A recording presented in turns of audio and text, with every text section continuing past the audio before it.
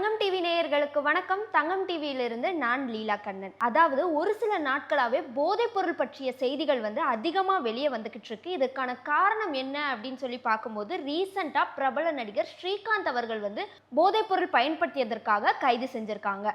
So இந்த விஷயத்துக்கு பின்னாடி இருக்கக்கூட முழு பின்னணியை தெரிஞ்சுக்க வீடியோவை தொடர்ந்து பாருங்க. வாங்க வீடியோக்குள்ள போகலாம். ஜூன் 23ஆம் தேதி ஸ்ரீகாந்த் அவர்களை நுங்கம்பாக்கம் போலீசார் கைது செஞ்சிருக்காங்க. இவர் தொடர்ந்து போதைப் பொருள் பயன்படுத்தி வந்திருக்காங்க அப்படின்ற காரணத்தின் அடிப்படையில் ஸ்ரீகாந்த் அவர்களை கைது செஞ்சிருக்காங்க. இப்போ ரீசெண்டாக இந்த ஒரு விஷயம் பேசும் பொருள் ஆனதுக்கு காரணம் என்ன, இதோடைய ஆரம்ப புள்ளி என்ன அப்படின்னு சொல்லி பார்க்கும்போது ரீசெண்டாக சென்னையில் நடந்த ஒரு பப்பில் ஒரு ஃபைட் நடந்திருக்கு. அந்த ஃபைட்டை விசாரிக்க சென்ற போலீசார் ஒருத்தங்களை கைது செஞ்சிருக்காங்க. அவருடைய பேர் தான் பிரசாத். இந்த பிரசாத் அப்படின்றவங்க அதிமுகவுடைய முன்னாள் ஐடி விங்ல இருந்த ஒரு நிர்வாகி அப்படின்னு சொல்லி சொல்றாங்க. ரீசெண்டா இந்த கேஸ்ல அவர் அரெஸ்ட் ஆனதுக்கு அப்புறம் அதிமுகல இருந்து அவரை நீக்கவும் செஞ்சுட்டாங்க அப்படின்ற மாதிரியான தகவலும் வெளியாகி இருக்கு. இந்த பிரசாத் இந்த விஷயத்துல அவரை விசாரிக்கும் போது, அதாவது பப்ல நடந்த சண்டைக்காக அவரை காவல்ல எடுத்து விசாரிக்கும் போது போதைப் பொருள் டீலரா இருந்திருக்காரு, போதைப் பொருள் கன்சியூம் பண்ணியிருக்காரு அப்படின்ற தகவல் எல்லாம் வெளியாகிருக்கு. அவர் சொன்ன ஒரு சில பேர்ல முக்கியமான ஒரு பேரா இருந்தது தான் பிரபல நடிகர் ஸ்ரீகாந்த் அவர்களுடைய பேர். இப்போ பிரசாத்துக்கு யார் இந்த போதைப் பொருளை விற்றிருக்காங்க அப்படின்னு சொல்லி கேள்வி. இப்போ பிரசாத் கைக்கு இந்த போதைப் பொருள் எப்படி வந்துச்சு, அவர் யார்கிட்ட இருந்து வாங்கினாங்க அப்படின்ற மாதிரியான ஆங்கிள் விசாரிக்கும் போது பிரதீப் அப்படின்ற ஒருத்தவங்களுடைய பேர் வெளிவந்திருக்கு. இந்த பிரதீப் அப்படின்றவங்க சேலத்தை சேர்ந்தவங்க. இவங்களுடைய வயது 38. இவங்க யார்கிட்ட இருந்து வாங்கினாங்க அப்படின்னு சொல்லி விசாரிக்கும் போது ஆப்பிரிக்காவை சேர்ந்த ஜான் அப்படின்ற ஒருத்தங்க கிட்ட இருந்து போதைப் பொருள் இவங்க வாங்கியிருக்காங்க அப்படின்ற மாதிரியான ஒரு செய்தியும் வெளியாகிருக்கு. ஸோ இந்த போதைப் பொருள் நெட்வொர்க் அப்படின்றது ரொம்பவே பெருசாக இருக்குது அப்படின்னு சொல்லி பேசப்படுது.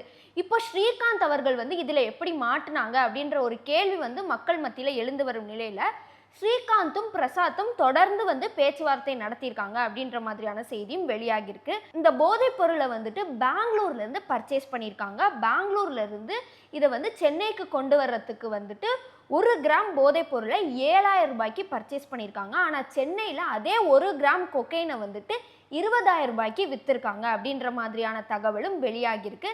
ஸ்ரீகாந்த் அவர்கள் 40 முறை இந்த போதைப் பொருளை பர்ச்சேஸ் பண்ணியிருக்காரு. அது மட்டும் இல்லாமல் இந்த கொக்கைனை பர்ச்சேஸ் பண்ணுறதுக்காக மட்டுமே அவர் 4 லட்சம் ரூபாய் வரைக்கும் செலவு பண்ணியிருக்காரு அப்படின்ற தகவலும் வெளியாகிருக்கு. ஸ்ரீகாந்துக்கும் பிரசாத்துக்கும் நடுவில் என்ன தொடர்பு அப்படின்னு சொல்லி ஒரு கேள்வி எழுந்து வந்திருக்கு. பிரசாத் ஒரு படம் தயாரிக்கிறாரு. அந்த படத்துடைய நடிகராக நடிச்சுட்டு வந்துட்டு இருக்கவர் தான் ஸ்ரீகாந்த்.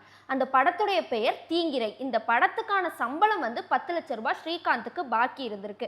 அந்த 10 லட்சம் ரூபாயை ஸ்ரீகாந்த் போய் கேட்கும்போது அதற்கு முதல்ல அவங்க அந்த போதைப் பொருள் கொடுத்துருக்காங்க. இந்த மாதிரி 3 முறை அந்த போதைப் பொருளை கொடுத்து இதை பயன்படுத்துங்க, நல்லா இருக்கும் அப்படின்னு சொல்லி ஸ்ரீகாந்தை வற்புறுத்திருக்கதா ஸ்ரீகாந்த் அவர்கள் வாக்குமூலம் கொடுத்துருக்காங்க.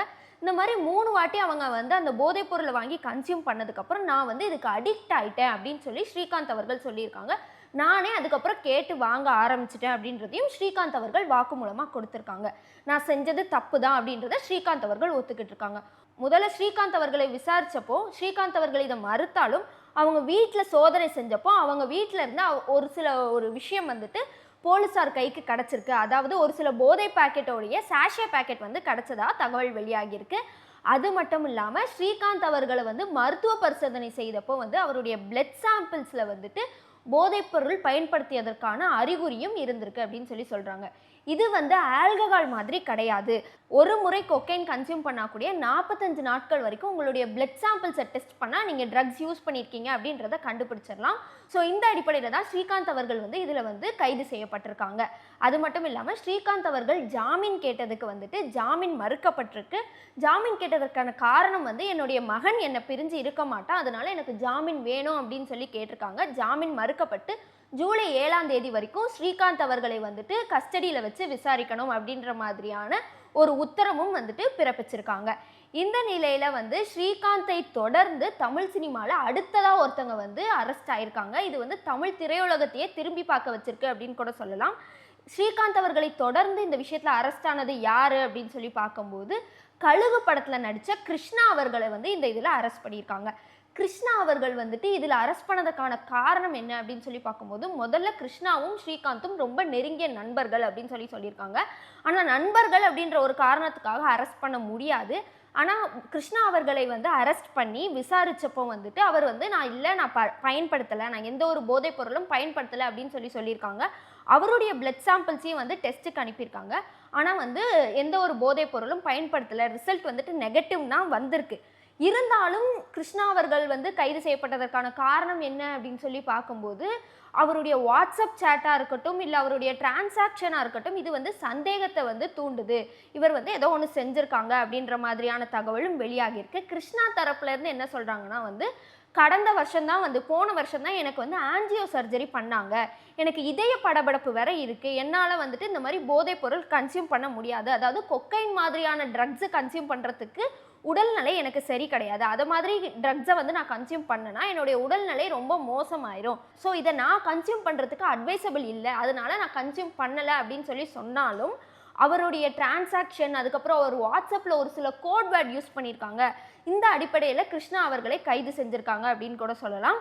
கிருஷ்ணா வீட்டில் சோதனை செஞ்சப்பவும் சரி, மருத்துவ ரீதியாக சோதனை செஞ்சப்பவும் சரி, எந்த ஒரு தகவலும் வெளியாகலை.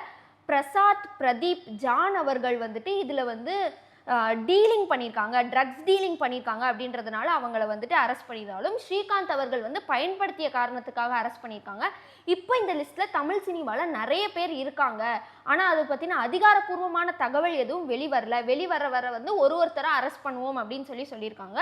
ஸோ ட்ரக்ஸ் டீலிங் பற்றி ஏதாச்சும் ஒரு தகவல் தெரிஞ்சால் பொதுமக்களாக இருக்கட்டும், இல்லை யாராக வேணா இருக்கட்டும், போலீஸாருக்கு தகவல் தெரிவிக்கலாம். நீங்கள் தான் இந்த மாதிரி இன்ஃபர்மேஷன் கொடுத்தீங்க அப்படின்னு எந்த தகவலும் வந்துட்டு நாங்கள் வெளியில் சொல்ல மாட்டோம் அப்படின்னு சொல்லியும் ஒரு தகவல் கொடுத்துருக்காங்க. இந்த நிலையில் வந்துட்டு அடுத்து இதில் வேற யாராவது சம்மந்தப்பட்டிருப்பாங்களா? தமிழ் திரையுலகத்தில் வந்து இது வந்து ரொம்ப சகஜமாக இருக்குது அப்படின்ற மாதிரியான விமர்சனங்களும் வந்துக்கிட்டு இருக்கு. ஸோ இந்த விஷயத்தில் வந்து அடுத்து கைது செய்யப்பட போகிறது யார் அப்படின்னு பயங்கரமான ஒரு ஹைப் கிரியேட் ஆகிட்டு இருக்கு. இதை வந்து தொடர்ந்து போலீசார் விசாரிச்சுட்டு வந்துக்கிட்டு இருக்காங்க. இதை பற்றின அடுத்த அப்டேட்டை தெரிஞ்சுக்க தொடர்ந்து இணைந்திருங்கள் தங்கம் டிவியுடன். வணக்கம்.